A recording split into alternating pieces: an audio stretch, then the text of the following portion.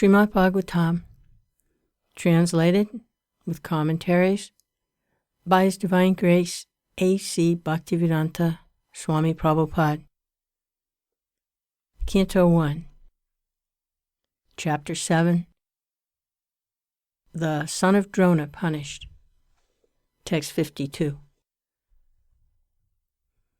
Chaturabhuja, the four-armed one, or the personality of Godhead, after hearing the words of Bhīma, Draupadi, and others, saw the face of his dear friend Arjuna, and he began to speak as if smiling. Purport. Lord Sri Kṛṣṇa has two arms, and why he is designated as four-armed is explained by Sridhar Swami. Both Bhīma and Draupadi held opposite views about killing Asvatthama. Bhīma wanted him to be immediately killed, whereas Draupadi wanted to save his life. We can imagine Bhīma ready to kill, while Draupadi is obstructing him. And in order to prevent both of them, the Lord discovered another two arms. Originally, the primeval Lord Sri Kṛṣṇa displays only two arms, but in his Narayan feature he exhibits four. In his Narayan feature, he resides with his devotees in the Vaikuntha planets, while in his original Sri Kṛṣṇa feature, he resides in the Kṛṣṇa Loka planet, far, far above the Vaikuntha planets, in the spiritual sky. Therefore, if Sri Kṛṣṇa is called Chaturabhuja, there is no contradiction. If need be, he can display hundreds of arms, as he exhibited in his Vishvarupa, shown to Arjuna. Therefore, one who can display hundreds and thousands of arms can also display four, whenever needed. When Arjuna was perplexed about what to do with Asvatthama, Lord Sri Kṛṣṇa, as very dear friend of Arjuna, voluntarily took up the matter just to make a solution, and he was smiling also.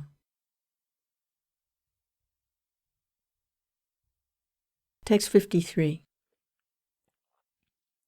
The personality of Godhead Sri Kṛṣṇa said,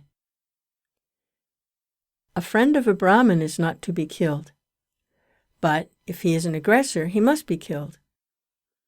All these rulings are in the scriptures, and you should act accordingly.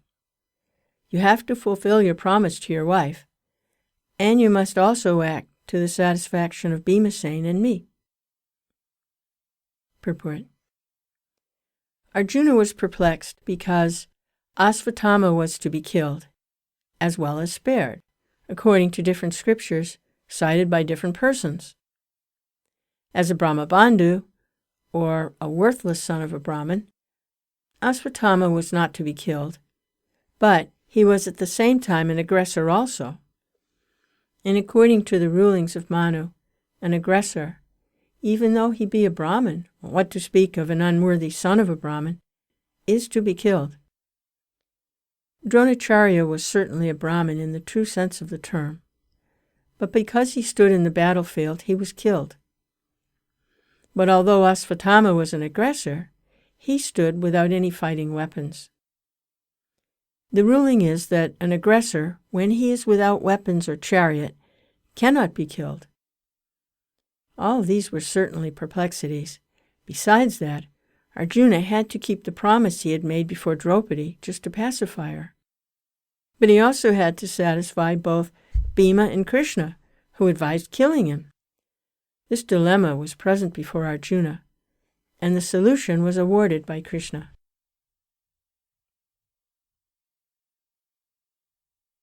Text 55. Just then, Arjuna could understand the motive of the Lord by his equivocal orders, and thus, with his sword, he severed both hair and jewel from the head of Asvatthama. Purport. Contradictory orders of different persons are impossible to carry out.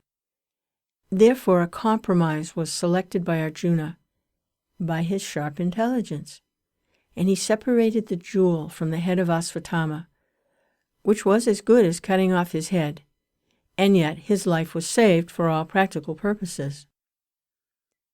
Here Asvatthama is indicated as twice born. Certainly he was twice born, but he fell down from his position, and therefore he was properly punished. Text 56. He, Asvatthama, had already lost his bodily luster due to infanticide, and now, moreover, having lost the jewel from his head, he lost even more strength. Thus he was unbound and driven out of the camp. Purport. Thus being insulted, the humiliated Asvatthama was simultaneously killed and not killed by the intelligence of Lord Kṛṣṇa and Arjuna. Text 57. Cutting the hair from his head, depriving him of his wealth, and driving him from his residence are the prescribed punishments for the relative of a Brahmin. There is no injunction for killing the body. Text 58. Thereafter the sons of Pandu and Draupadi, overwhelmed with grief, performed the proper rituals for the dead bodies of their relatives.